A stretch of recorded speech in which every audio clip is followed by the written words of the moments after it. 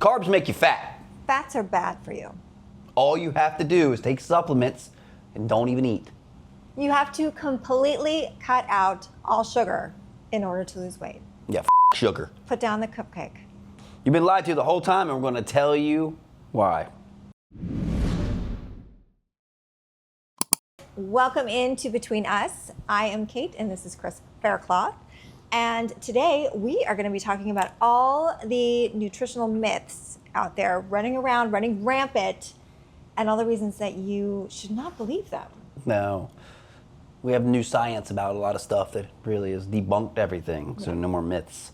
But we always learn new things with our science, especially nutrition now, since we're studying it more, I think. Especially with Not even studying it, but implementing things more. Yes. Because we've got this whole overhaul in the government recently with the FDA. Oh, that's very recent. Yeah, all that good stuff, which is fantastic. Yes, it's very needed in America. I mean, after the war and everything, we needed a lot of food, especially processed food, and we need to find out how. So that is how we got where we are. Yeah. We don't need that as much anymore, Right. and hopefully we won't need that again. But we're very we have a lot of food. In America, we have a lot of options and a lot of food, so it makes it hard. Yeah, a lot of options that aren't necessarily good for you, that have a lot of additives that we don't need. Yeah, and a lot of American food is banned in other countries. You'd be really surprised by how many regular foods we eat, like bread in other countries. American bread in other countries is illegal. Yeah. Wrap that around your head. So when you go to Italy, though, bread is delicious and you can eat everything. Well, I know, I can eat whatever I want. It's fantastic. Yes, our Italy Whereas trip was here, I'm fantastic. considered celiac, Yeah. when really it's just the chemicals in flour that I have That's so crazy. problems with. Yeah.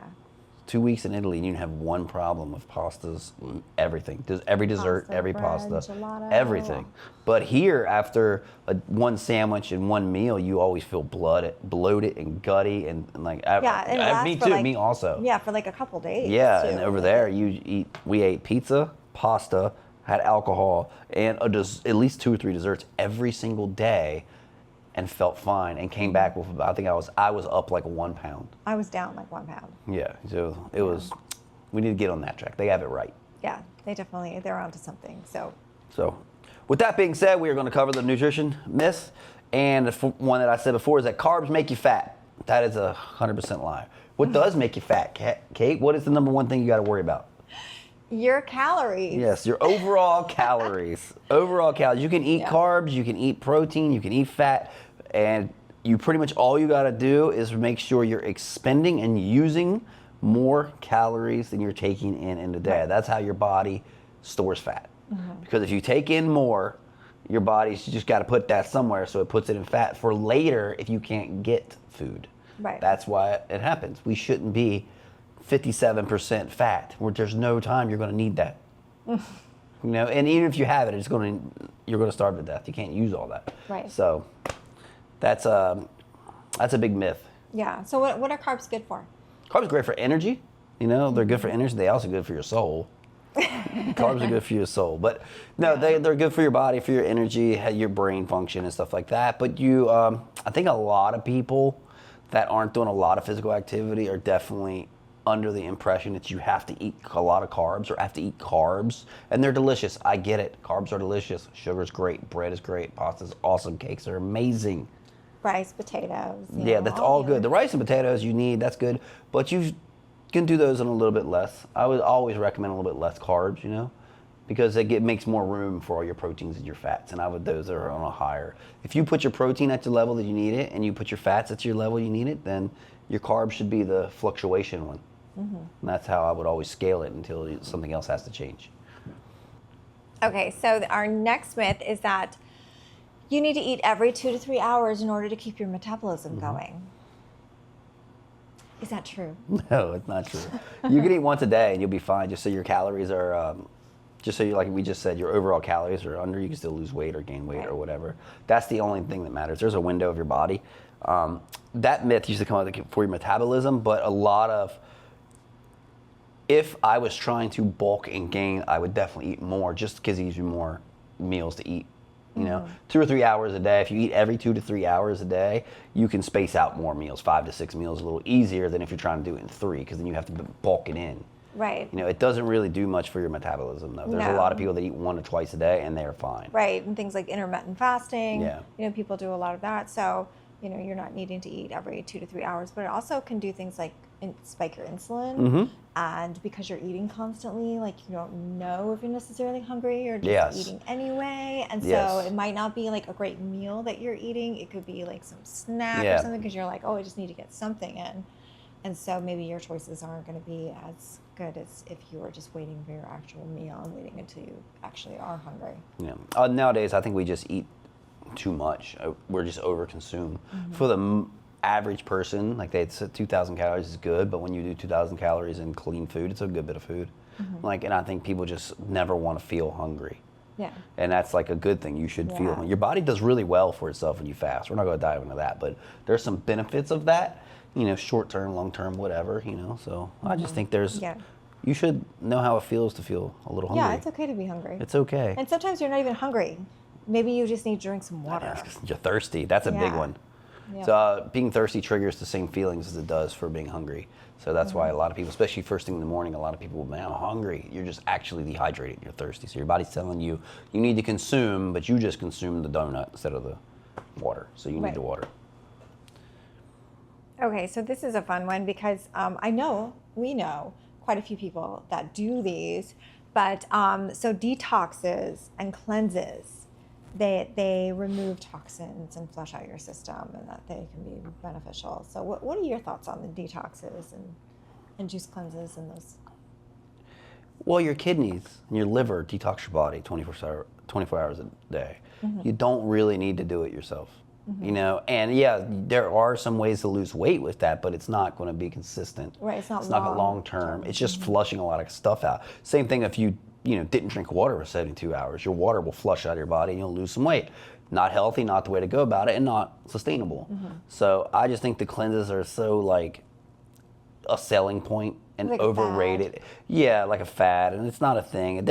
I'm sure there's health reasons, we'll say, that those probably are beneficial for some reason, and I don't know that part, and I don't really want to get into that. You know what I mean? Like, I just know for what we do, and what I know is that, like, they're not beneficial at all. And a lot of people want to do these cleanses and detoxes to reset your body, and it's not resetting shit. It's not. A lot of times they cause more harm. They make your hormones fluctuate. It's a lot of stress on your body.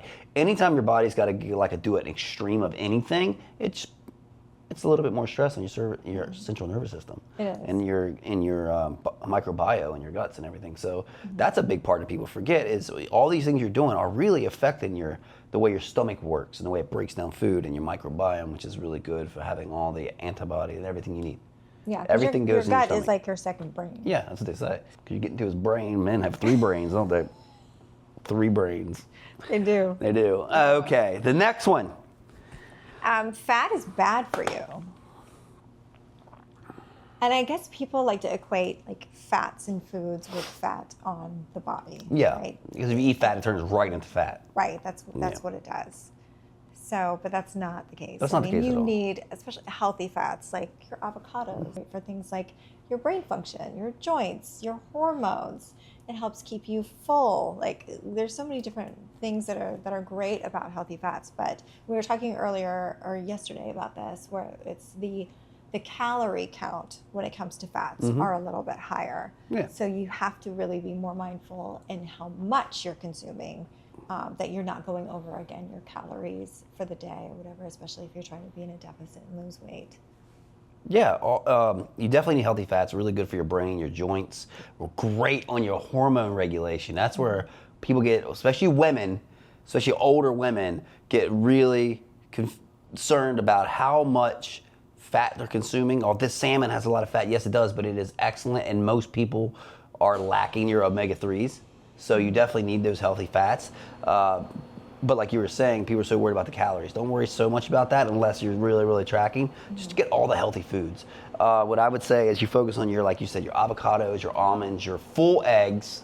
Please get a couple full eggs a day. It's one of the best things you put in your body. And salmon. Salmon is one of the best meats you can eat. So that steak has got great fats. So definitely recommend doing that. If you base your meal plan off that, you'll be a lot healthier and you'll definitely feel it. And your satieties. Say satiety? Satiety? Is that the that? word? I don't I know. made up a word, I think. It's Fairclothian. Okay, this is one of your favorites. Supplements. You can take supplements and fill all your gaps. You don't have to eat real food. That is such bullshit.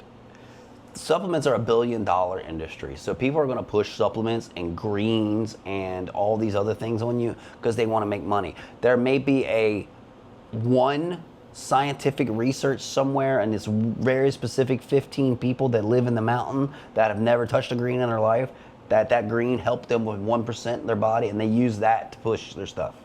So you don't need to take the green supplements. The biggest suggestion is what about supplements?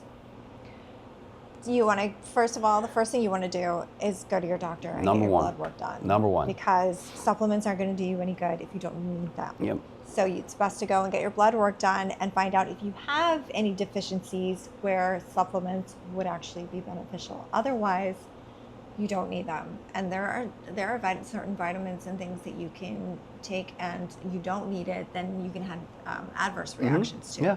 So you want to make sure that these are things that you actually need. And of course, the number one supplement that's been researched is creatine. Creatine.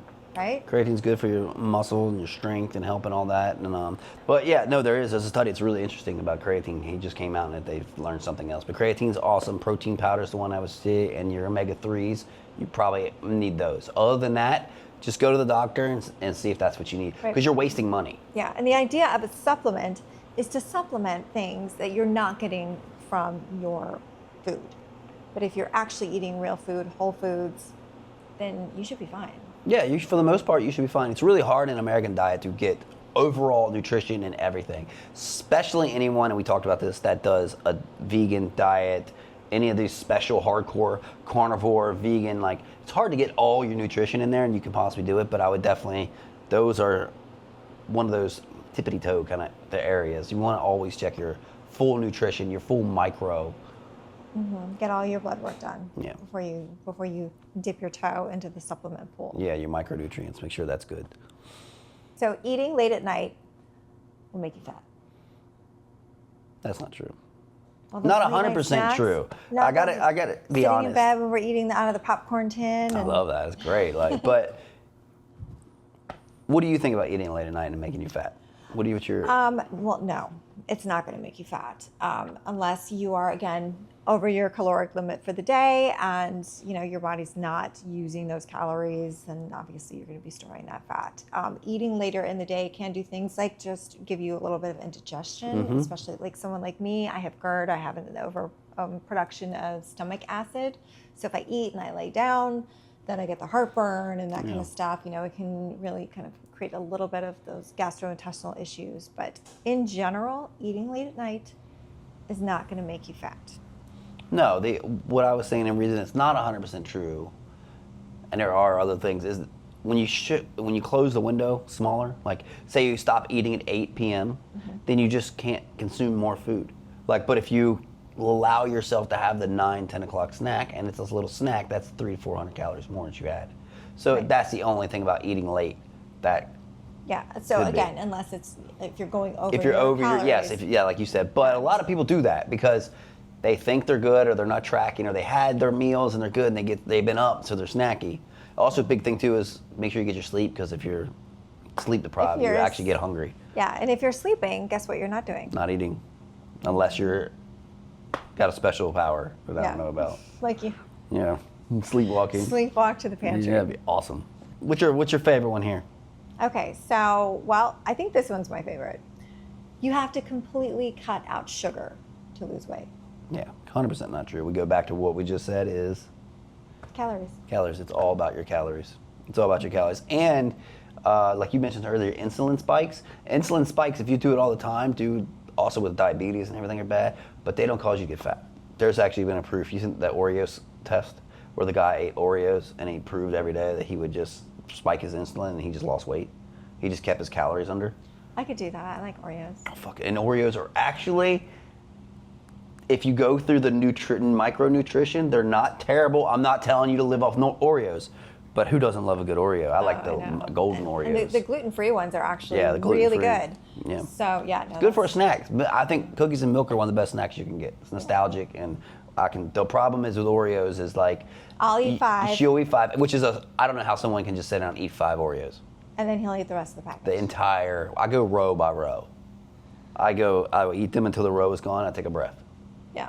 and then there's something wrong with me. But you got to know your strong points and your weak points. Yeah, but eating sugar overall is not going to make you gain weight. The thing about if you cut sugar out completely, I mean, there are some benefits to, like, 'cause sugar can kind of cause some inflammation if you eat too much and things like that. So it really depends on how you react to sugar. But if you completely cut something, I mean, this could be anything out of your diet. Guess what's going to happen? You're going to want it more. Mm-hmm.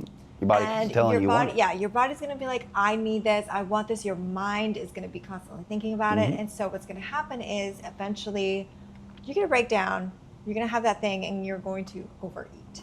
So that's something that you definitely don't want to do. Deprivation is never long term. Never long term. Yeah, it's never a good idea because it's not sustainable. And that's no way to live your life. You want to be able to everybody likes birthday cake.